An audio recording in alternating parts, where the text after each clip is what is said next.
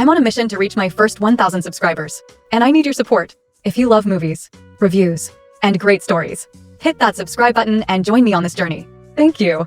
There's a criminal gang operating in the city. Their leader, named Michael, claims to be a black version of Robin Hood, but he's involved in illegal activities like trafficking drugs, extorting money, and pimping. There isn't any crime he hasn't committed, and many wealthy individuals and nobles have suffered losses due to him.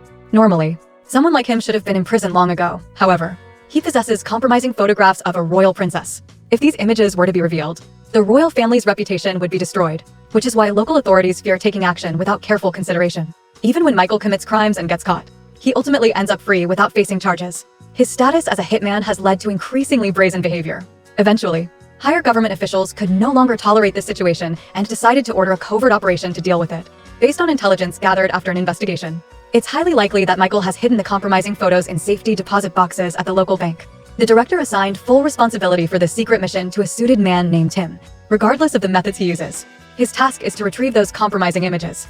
However, the most crucial aspect is to ensure that Tim doesn't get tied to any connections to this matter since he is still young and ambitious. This presents a significant opportunity for him. He became famous and was part of a team that began the initial stages of their plan. He successfully used the American Beauty scheme to integrate into Michael's family, which allowed him to easily approach Michael's brother. Being involved with them could provide additional useful intelligence for Min. In another development, the team exploited their positions at the customs agency to frame his ex-lover Martin for possessing stolen drugs. This was because he knew that Martin had connections with a group experienced in theft. He wanted Martin to agree to act as an informant in exchange for finding their group to steal photographs from a bank safe. Once the job was done, they would leave the assets to the group to manage freely. But the entire plan had to remain secret. Aside from providing necessary intelligence, all consequences would be their responsibility. The main character of the theft group, Terry, was known as a thug on the streets of London. However, after getting married, he turned his life around and lived a simple, stable life. He opened a used car dealership and hired a young couple about to marry to help him. Initially, he thought he could safely earn some money to support his family. Unfortunately, in recent years, the rise of new energy vehicles led to price wars that severely impacted his business, leading to accumulating debts, with creditors harassing him constantly. Loan sharks visited the store to collect debts and caused a disturbance. That day, Martin sought out Terry, his former lover and childhood friend. Martin candidly told Terry that she had a way to get rich. He learned from his boyfriend that the trains passing through the nearby area affected the bank's alarm system, which is why the bank planned to take a week to replace it. During this time, there would definitely be no alarm signals. Martin boldly revealed his malicious intent. He wanted to rob the bank, specifically targeting numerous private safes in the underground vault filled with gold, silver, and jewels, most of which could not be publicly identified. The owners of these safes, even if they discovered their assets were stolen, might hesitate to report it to the police. This truly seemed like a once-in-a-lifetime opportunity. Of course, pulling off such a heist required Terry's assistance and that of his close friends. Although Terry was eager to acquire the vast fortune and found Martin's proposal appealing, it also entailed significant risks. He needed some time to think before responding to Martin. After that, he stood up and left the bar immediately. Martin then turned to discuss with his team sitting next to him whether Terry would join them. Just then, Terry, who had made his decision, unexpectedly returned to the bar and accidentally spotted Martin whispering with someone. The man in the suit quietly departed, leaving Terry with the realization that the situation was far more complicated than he had imagined. However, his relationship with Martin gave him confidence that Martin would not betray him. Terry then shared his bank robbery plan with two close friends and successfully convinced them to join him in the endeavor. One of them was a porn actor, while the other was Kevin, a photographer. The next day, they met at Eddie's wedding, who worked at an auto repair garage. Besides celebrating Eddie and Lily's union, the four secretly discussed preparations for their heist. Martin had already opened a secure vault at the bank and used the pretext of showing Terry the vault to take him into the underground cash storage for a closer look. Meanwhile, the other two pretended to be tourists outside the bank, taking numerous photos. During this time, the actor noticed a former business associate, who would later become a key figure in the story. This associate also had a vault at the bank, but the actor's greeting left him unimpressed. Afterward, the four of them used the gathered information to start planning their next steps. Adjacent to the bank was a fried chicken shop, and beside that was a store selling goods, which was currently for sale. The back entrance of the basement of the store was also noted. The items are connected to the underground parking of the building. They plan to dig a tunnel from the store's basement directly to the bank's vault. After obtaining the jewels, they will exit through the back door of the store's basement, ensuring no one is disturbed. After gathering opinions from various sources, they unanimously agreed that this plan is highly feasible. At this point, they needed to consult Bamba, a friend of Terry who is skilled in machinery and construction. Terry managed to persuade Bamba to join the operation, specifically to handle the tunneling work. Eventually, they also invited a seasoned con artist known as the Colonel, who typically dressed like a gentleman, exhibiting refined manners and speaking with a perfect English accent. He appeared completely unrelated to crime. making him suitable for handling tricky situations during emergencies. In the end, Terry had gathered all the team members, but before starting, he arranged to meet his wife at a restaurant for a romantic candlelit dinner. In truth, he wanted to tell her that he would be away from the family for a while due to overwhelming debts, which forced him to find ways to earn money. He requested Wendy not to ask too many details because he found it difficult to lie to his family. Right now, he hoped Wendy could take their 2 daughters to their home. They waited for a while for him to return. The next day, the team from China officially began their work with the colonel leading them. He arranged to rent the store and was in charge of handling any unexpected situations. Later, under the pretext of renovating the store, he obtained the building's design plans from the planning authority and gathered all necessary construction tools. Terry and his crew pretended to be the repair team, moving all required equipment into the basement. While their actions were closely monitored by the team reported to the director about the progress of the operation. His plan was to wait until Terry and the others succeeded before enjoying the rewards, specifically to arrange for someone to block their path. They aimed to complete the mission, and in case of emergencies, he would cut off contact with Martin, ensuring there was no connection left. Once Terry and his crew were ready, they commenced their work, intending to finish the theft before the bank opened on Monday morning. As they dug deeper, the loud noise affected the normal business of the fried chicken shop, prompting the owner to call the police and file a complaint. The police arrived at the store shortly after and knocked on the door, causing everyone to panic and immediately stop working. Fortunately, the colonel stepped forward. The plan was carried out smoothly without any signs of weakness, and the police had no suspicions, only giving a verbal warning before leaving the scene. If things continued like this, it was essential to have someone keeping watch outside. Terry quickly sought out Eddie, whom he trusted for assistance. Eddie wouldn't participate in the sharing of spoils, but after the job was done, Terry promised to give him an old car as a reward. Terry instructed Eddie to find a vantage point on the rooftop of the building across from the bank to monitor the situation around the bank in real time. If he noticed anything suspicious, he should immediately report back to Terry and the others via walkie-talkie. That evening, the team arrived in the nearby area, and he ordered 2 of his subordinates to keep an eye on the parking lot's entry and exit while he monitored the store himself. The team then casually circled in front of the store, and at that moment, Eddie managed to report the situation without raising any suspicions, except for Martin, who guessed that the man outside was the team leader. She used the excuse of going out for cigarettes to visit a nearby bar, taking advantage of the brief time to update the team on the latest developments. Unexpectedly, Terry followed Martin to the bar, where he saw them talking together and quickly left. Martin deceived Terry into thinking that the team leader was just a passerby trying to strike up a conversation with her. At this point, Terry became more cautious but did not expose Martin.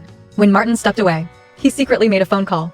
Gil secretly reported the situation to Michael's team about a gang preparing to leave London to hand over part of their illegal business operations to someone else. This person was the boss who had appeared earlier. Eventually, Tim reminded Gil to be cautious and keep himself safe as long as he could retrieve the photos. It wouldn't matter where Michael was hiding. They could still catch him. After returning from the bar, Terry continued digging the tunnel, but unexpectedly, it collapsed, causing him to fall into a large pit. Fortunately, he wasn't injured. The colonel came to inspect the pit and discovered it was a mass grave from the Great Plague in London in 1665. Coincidentally, this mass grave was located just beneath the bank vault, which saved them a significant amount of time.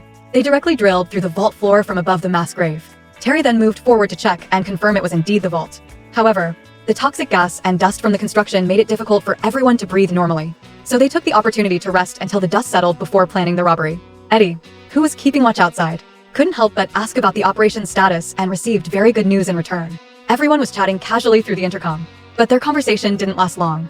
A radio enthusiast nearby accidentally overheard a conversation and guessed it involved a bank robbery, immediately reporting it to the police. Initially, the police were skeptical, so he recorded the conversation and called them again. At this point, the police began to take the situation seriously. However, the range for eavesdropping on the radio could extend up to 10 kilometers, and there were likely several hundred banks in the area. Unfortunately, the recording did not mention any specific bank, and Terry and his accomplices were temporarily resting, making it impossible to overhear any activity. The police chief, Roy, assigned a subordinate to continue monitoring the radio while he returned to the station to prepare for a special operation. Meanwhile, Martin took advantage of everyone sleeping soundly to stealthily head to the bank's vault, following leads from the team to locate safe number 118. Suddenly, Terry, who had been following behind, greeted Martin, startling her significantly. Terry suspected Martin was hiding something but chose not to confront him directly. Instead, he hoped to extract Martin's unspoken intentions through subtle hints. However, Martin was clever and would only reveal the truth if absolutely necessary. Given their rare opportunity to be alone together in this unique situation, they decided to share a kiss, to temporarily end the doubts of both parties. The police mobilized a large number of patrol cars, dividing them into dozens of teams to check each bank. They hoped to intimidate the criminals into contacting them via radio. Meanwhile, Terry and his accomplices had fully rested and were now frantically raiding the vaults. With every safe opened, a significant amount of gold, silver, jewelry, and cash appeared before them. Martin focused all his attention on safe number 118. But Terry was quicker.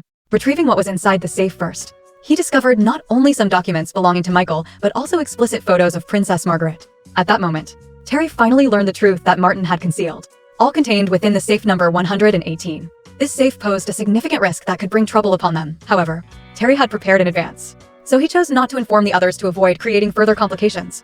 Just then, 2 police cars arrived at the bank, and the officer in charge quickly relayed the information through the radio. The police officer monitoring the radio overheard their conversation and reported it to the chief. However, at that time, nearly all banks in the city had police vehicles present, making it difficult to determine the exact location of the radio transmission. Meanwhile, the bank director, Loy, opened the door to cooperate with the police and entered the underground vault.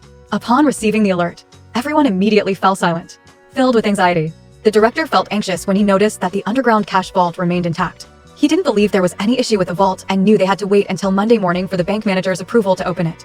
Consequently, both the director and the police left the bank, allowing everyone to relax a bit.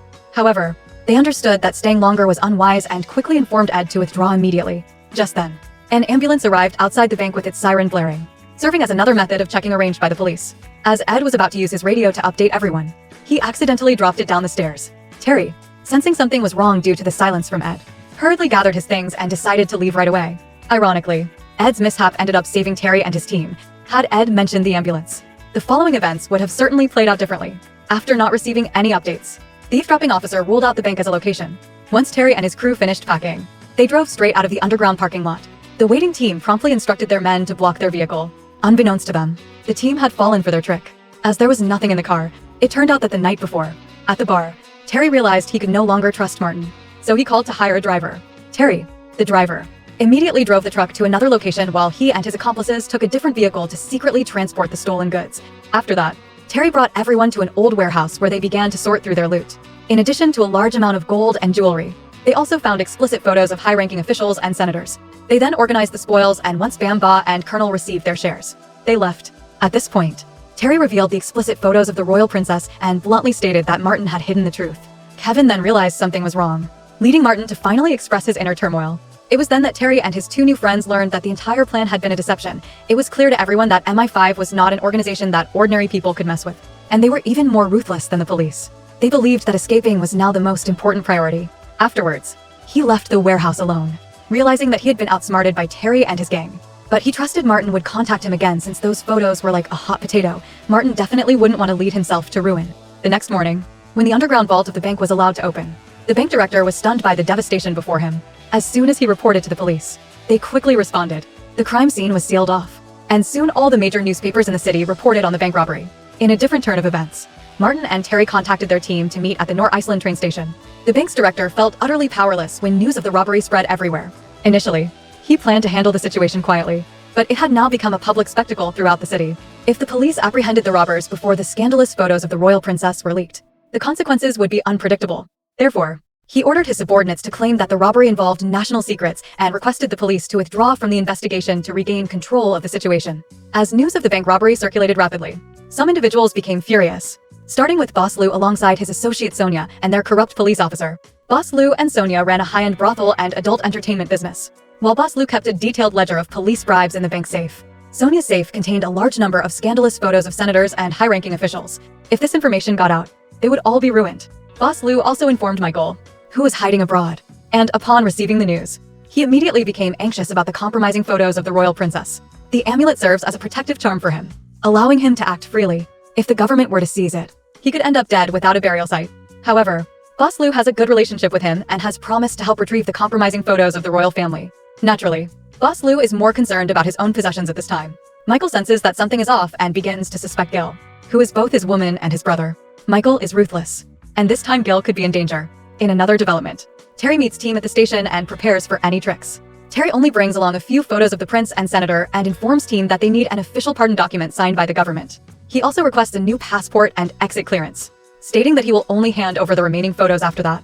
Team promptly reports back to the director, initially thinking that the only issue was the scandalous royal photos. Now, it involves numerous high-ranking government officials, including the director himself, who can no longer make independent decisions and must seek Congress to issue a national security protection notice. Meanwhile, Boss Lou is busy discussing strategies with a corrupt police officer when he suddenly remembers an actor he saw outside the bank a few days ago, a clown from an adult film. Continuously taking pictures on the street made the owner increasingly suspicious.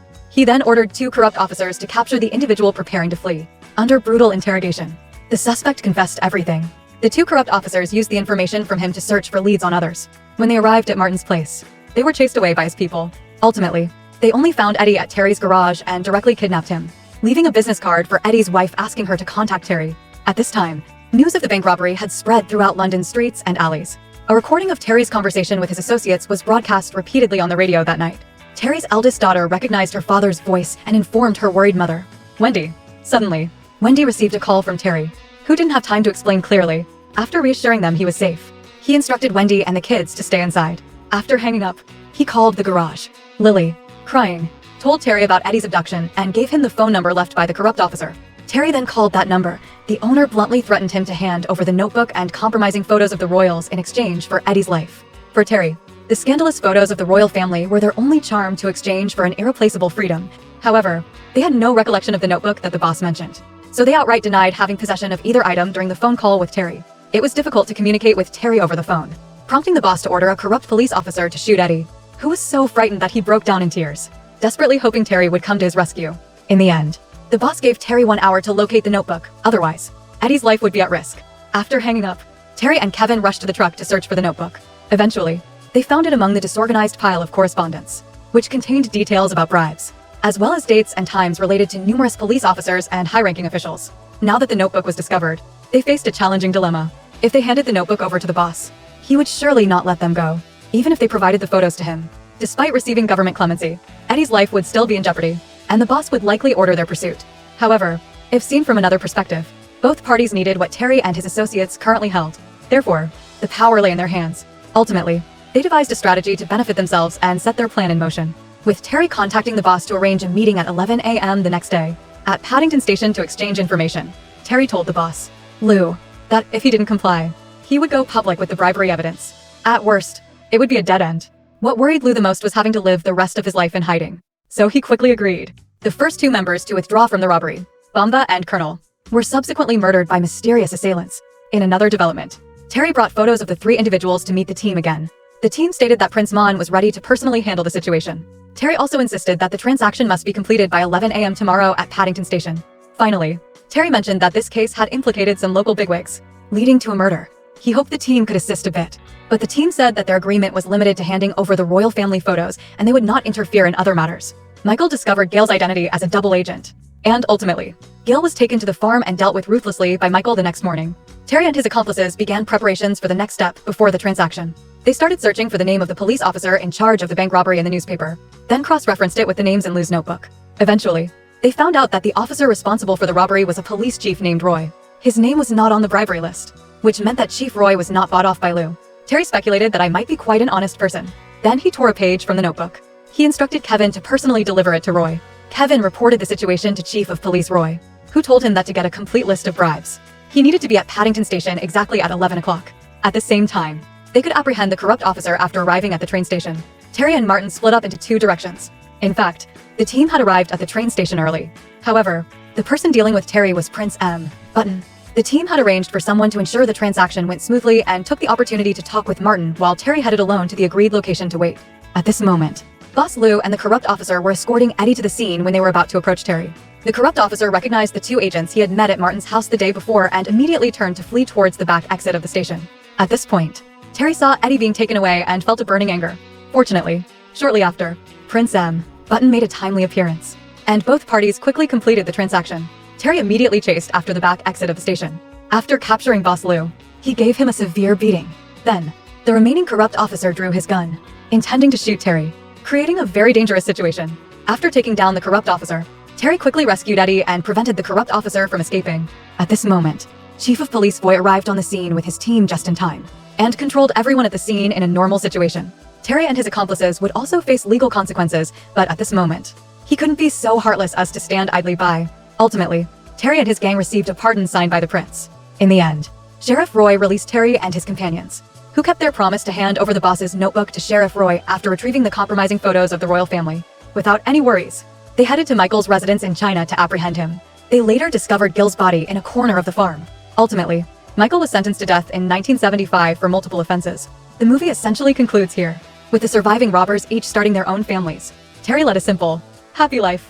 Today's story comes to an end, but the journey of exploring great movies continues. If you enjoyed this content, don't forget to hit subscribe and turn on the notification bell so you won't miss any exciting upcoming videos. Also, leave a comment sharing your thoughts on the movie. Your support is the biggest motivation for me to create even more quality content. See you in the next video.